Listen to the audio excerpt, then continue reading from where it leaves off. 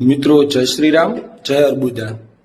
હવે વાત કરવી છે ઉણ ગામની કે જે છેલ્લા 2-3 દિવસથી સોશિયલ મીડિયા અને મીડિયામાં ચાલી રહ્યું છે એને અને સત્યને રાત દિવસનું અંતર છે।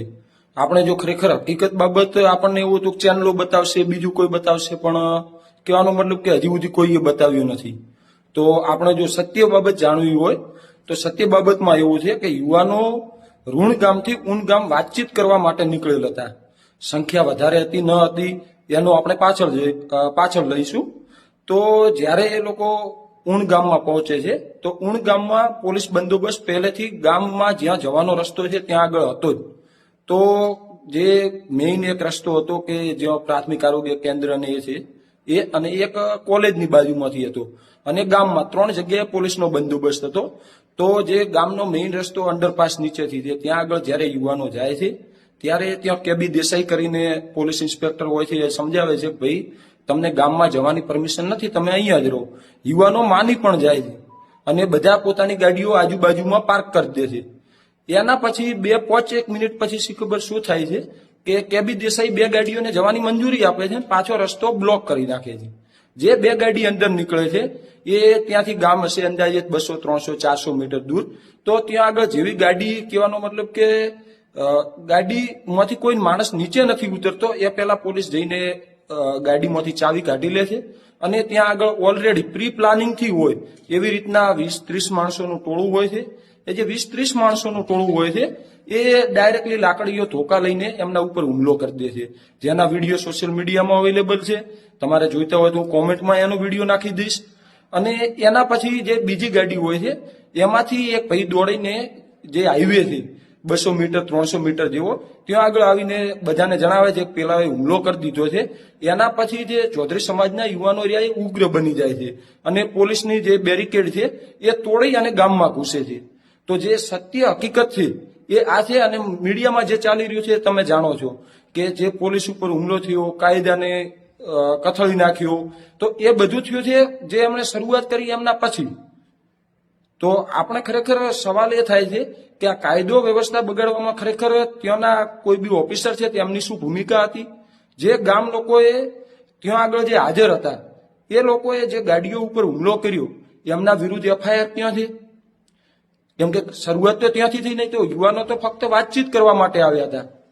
તો હવે મેઇન પ્રશ્ન એ થાય છે કે ચૌધરી સમાજના યુવાનો ઉપર એફઆઈઆર 307 જેવી કલમો લાગી ગઈ અને જેમણે શરૂઆત કરી એ ઓફિસર ઉપર કોઈ એક્શન નથી લેવામાં આવી જિલ્લાવાડા પોલીસ તરફથી કે એના પછી જોઈએ તો સોશિયલ મીડિયામાં વાયરલ વિડીયો હોવા છતાં બધાના મોં ફેસ કમ્પ્લીટલી દેખાય છે, એના પછી પણ એમની કોઈની અટકાયત કરવામાં નથી આવી।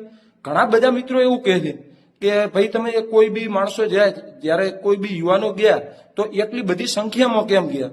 તો એમાં જો જોવા જઈએ તો ખરેખર તો ઠાકરસિંહભાઈ રબારી ઉપર પહેલી એફઆઈઆર થવી જોઈએ કે જ્યારે કિંજલબેન વાળી જ્યારે મેટર ચાલુ હતી, તો એ મેટર જ્યારે ચાલુ હતી એ ટાઈમે તો એમણે જે નિવેદન આપ્યા એમને જો આપણે જોવા જઈએ ને તો ઘણી બધી બાબત પેલી થઈ જાય એવી છે કે સુતેલા સાપોને જગાડ્યા, હાથ કાપી નાખીશું, પણ એમણે કિંજલબેનની મેટર પૂરી થઈ ગઈ અને એના પછી એમણે વિડીયો અપલોડ કર્યો એક કે ભાઈ અમે હથિયાર હેઠા મૂક્યા છે, બીજું અમે હથિયાર ચલાવવાનું ભૂલ્યા નથી।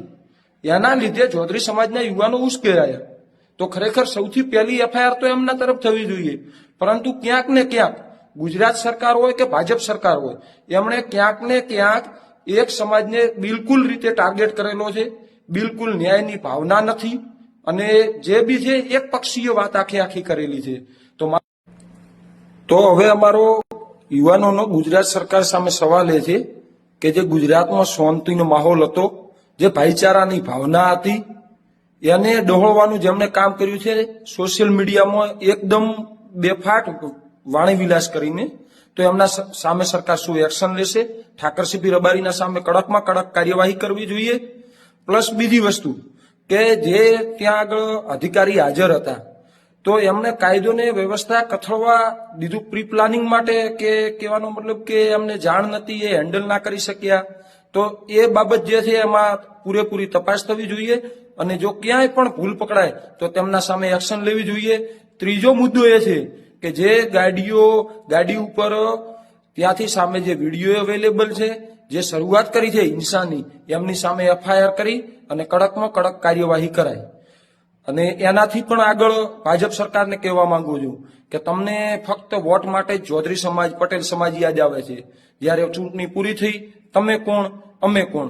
કેમ કે એનું જીવતું ઉદાહરણ એવું છે કે તમે લાઠીચાર્જ કર્યો તો આપણે સમજ્યા કે ભીડ વધારે હતી, બેકાબુ થઈ રહી હતી, તો કાયદો વ્યવસ્થા જાળવવા માટે તમારે લાઠીચાર્જ કરવો પડે, ટીયર ગેસના પણ છોડવો પડે, સમજ્યા.